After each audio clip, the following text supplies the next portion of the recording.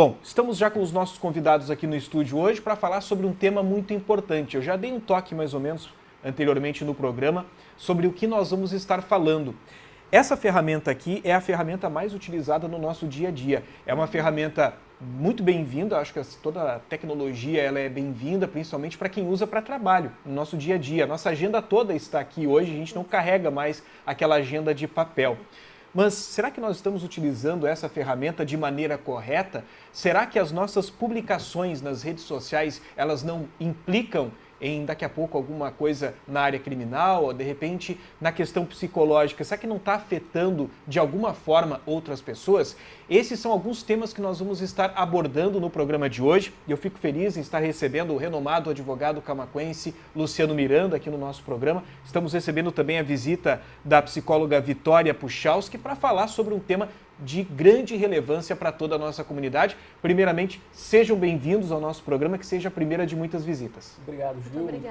Boa noite a todos que nos assistem aí pela Sul TV. É um grande prazer a gente poder estar aqui pela primeira vez. Se Deus quiser, a primeira de muitas, né, Gil? Com certeza.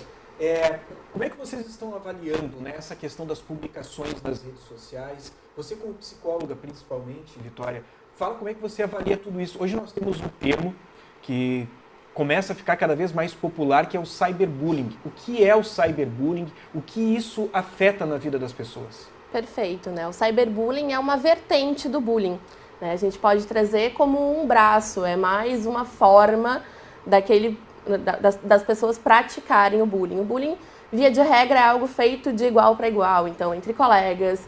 Então, diferente do que a gente imagina, não só colegas de escola, mas pode ser feito em colegas de trabalho, onde uma pessoa, né, que está na mesma posição que tu, vai praticar algum tipo de coação, de deboche, né, fazendo com que aquela pessoa perca a autoestima, se sinta insegura, se isole. Então, tem várias consequências psicológicas e sociais também, o cyberbullying. Bom, as redes sociais, as postagens, principalmente, que a gente percebe todos os dias, acabam criando algumas tendências, né? Tendências de moda e tendências de comportamento. Algumas pessoas acabam utilizando postagens nas redes sociais de famosos para tentar moldar a sua própria vida àquilo. E muitas vezes isso é impossível, por questões financeiras e por outros temas também relacionados a isso. E muitas vezes isso causa uma frustração para essa pessoa. Como é que você tem avaliado isso? Perfeito, né? Para existir o bullying, né, ou o cyberbullying, como a gente está falando aqui, a gente precisa de... É uma tríade, né? A gente precisa de uma vítima, nós precisamos de um agressor, porque é uma agressão, embora ela seja online, e de um público, né? E a internet é isso que ela nos traz. Não importa quem sejamos, né? Se nós estivermos ali online, principalmente na rede social de um famoso, por exemplo, vão ter muitas pessoas que vão ter acesso ao nosso comentário, à nossa opinião, e vão endossar aquela opinião, mesmo que ela seja uma opinião de ódio. Então, as pessoas, né, no intuito de encontrarem ali a sua tribo, de se sentirem acolhidas ou de se sentirem aplaudidas, elas vão trazer opiniões polêmicas, vão trazer opiniões que vão chamar a atenção de um público, né, em prol de uma aceitação, mesmo que isso atinja uma terceira pessoa, ou seja, a vítima. Uma grande mentira contada diversas vezes acaba se tornando uma grande verdade. Perfeito. Camaquã, um efeito, que eu esqueci o termo correto agora, tá? Mas existe um efeito nas redes sociais que já esteve presente em diversas partes do mundo. E nesse ano de 2023 a gente teve esse exemplo muito claro na cidade de Camaquã, que foi naquela época em que se cogitavam ataques às escolas. Ou seja, felizmente nós não tivemos nenhum tipo de ataque a escolas aqui na nossa região. Mas algumas pessoas acabavam publicando nas redes sociais que a escola A ou que a escola B tinha sido vítima de um ataque, que havia uma movimentação policial, que havia movimentação de bombeiros, de ambulância e tudo mais, e aquela história cada vez ficava maior. Efeito Mandela. Isso, efeito Mandela. Só que o que acontece? As pessoas acabavam acreditando e passando essa informação para frente. Aí você imagina o caos que se tornou numa cidade. Toda vez que a gente tem algum crime relacionado a crianças, toda a nossa comunidade acaba entrando em surto. E principalmente quando a gente fala, muitas vezes, nesses pais que às vezes estão trabalhando e que deixam seus filhos na escola. Então, vamos nos colocar no lugar de um pai que deixou seu filho na escola A, que estava sendo citada como um educandário que tinha sido alvo de um ataque no município. Então, são várias as questões e aquilo acabou a gente buscando as informações com as autoridades, divulgando a informação correta e as pessoas não queriam acreditar na informação correta porque preferiam acreditar no efeito mais danoso de toda a história, que era uma grande mentira. É isso, gera ataques também, né? Geraram ataques, por exemplo, para a polícia, né? Para a imprensa, que vocês estão desmentindo uma informação que é certa, que é correta, para as pessoas se protegerem. Então, isso também gera ataques. A fake news gera ataques, né? E aí a gente está falando de dois eventos aí, a fake news e o cyberbullying, porque uma coisa pode levar a outra, né? A partir do momento que o pessoal quer acreditar em algo e alguém está lhe dizendo não é assim que funciona, não procede, não é verdadeiro, isso pode gerar um discurso de ódio, né? Então, isso aconteceu muito nessa época, né? Bom, conversar com o advogado Luciano Miranda, porque algumas pessoas ainda acham que as redes sociais é um território sem lei. Algumas pessoas ainda acham que nas redes sociais, não, na rede social eu posso colocar o que eu quiser, eu posso ofender, eu posso humilhar as pessoas, e aos poucos a gente está percebendo que não é bem assim. As pessoas estão respondendo por isso, porque não precisa uma lei específica para tratar sobre as redes sociais, porque nós já temos um ordenamento jurídico que trata sobre questões relacionadas à honra, questões relacionadas a inverdades e tudo mais. Sim.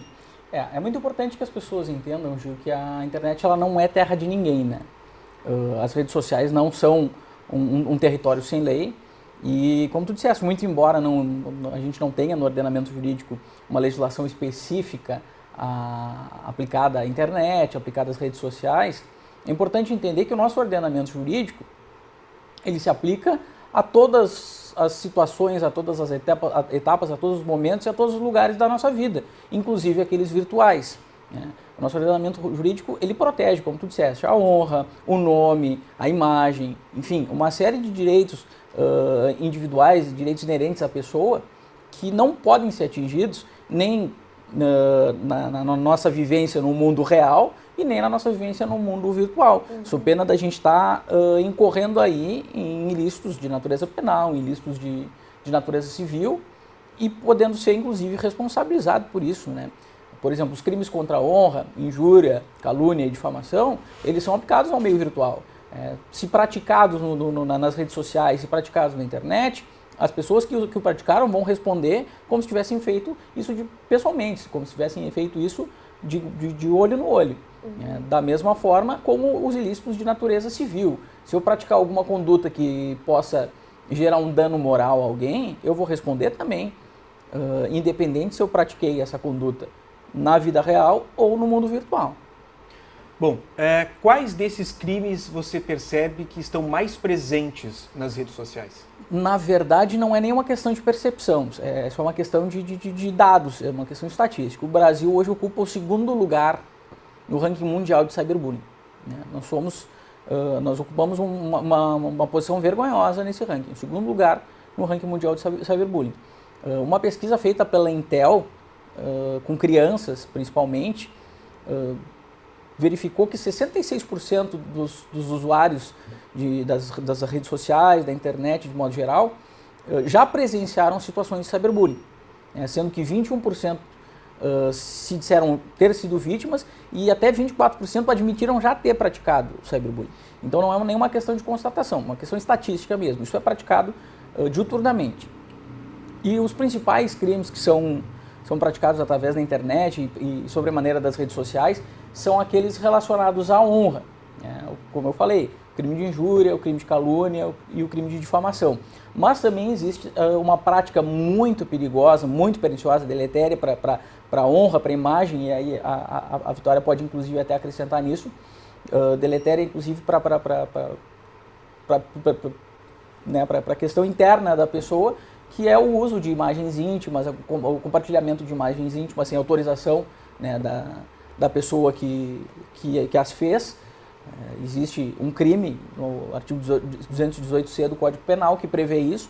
Isso é uma situação muito perigosa, porque pode ter consequências muito graves. Não são raras as situações, inclusive, que a gente já viu noticiado pessoas que tiraram a própria vida em razão, né, dos danos psicológicos que sofreram por causa de atos como esse. É muito comum no ordenamento jurídico algumas leis ganharem nomes de pessoas que foram vítimas. Acho que a mais comum é a Lei Maria da Penha, né? Uma lei que ela protege as mulheres vítimas de violência e devido a um caso gravíssimo de violência doméstica contra uma mulher chamada Maria da Penha ganhou esse nome. Também envolvendo agora essa questão do cyberbullying tem a Lei Caroline Dickmann. Tem a Lei Caroline Dickmann. Que ela justamente trata sobre essa questão em virtude de vazamento de imagens íntimas, pessoais. Né, sem o seu consentimento. Exatamente, em virtude de... Foi uma lei que acrescentou alguns artigos, né, ao Código Penal. Já houve novas alterações, já foram acrescentadas novas possibilidades, né, novos tipos penais ao Código Penal em virtude disso aí. Mas sim, é uma das leis que foram promulgadas em virtude disso aí. O ordenamento jurídico está sempre em evolução. A lei, o legislador está sempre procurando evoluir para que possa prever situações e acautelar situações que possam acontecer na nossa vida. Então essa evolução é constante. O legislador está sempre preocupado com isso. E nós tivemos sim muita evolução. E uma coisa que é importante que a gente entenda, porque a gente está falando aqui sobre principalmente a prática de crimes, que não vão se aplicar propriamente a menores de idade. Menores de idade praticam atos infracionais, não praticam crimes. Mas o que é importante? Porque às vezes os pais acham que o que o filho fizer na internet não é responsabilidade deles. E é a responsabilidade na esfera civil, principalmente. Se o filho menor pratica um ato que possa lesar algum direito da personalidade alheia e que isso possa ser ensejador de reparação a partir de uma indenização por dano moral, quem responde são os pais. Então, se um filho menor pratica um ato discriminatório, um ato segregatório, um ato vexatório contra alguém, e esse alguém demanda uma responsabilização, essa responsabilização vai recair sobre os pais. Então, é muito importante que os pais estejam atentos a isso, por várias questões, não apenas pelo medo dessa reparação, mas também por isso, porque podem ser penalizados. Aí a gente trazendo para o nosso dia a dia um exemplo muito claro, né? Quem nunca ouviu um pai dizer, meu filho, eu não vou te emprestar o carro, porque se eu emprestar o carro para ti, tu for pego numa blitz, quem responde sou eu, que sou o teu responsável. É bom que as pessoas entendam que o pai, ou a mãe, o responsável, enfim, daquele menor, ele é responsável por qualquer atitude daquele menor. Por qualquer esfera, não só no dia a dia, como também no meio virtual. E tem de haver, né, por parte do pai e por parte da mãe, uma cautela, um cuidado sobre o que o filho está fazendo na internet, tanto para resguardar exatamente, para resguardar a integridade da criança, né? Não apenas para preservar possíveis lesados, né, em atos dessa natureza, mas também pela própria integridade. Eu acho que a Vitória pode falar muito bem a esse respeito, porque o telefone hoje, o acesso à internet, acaba sendo uma ferramenta, um instrumento que permite acesso a coisas que não são saudáveis nem naturais a certas idades, né?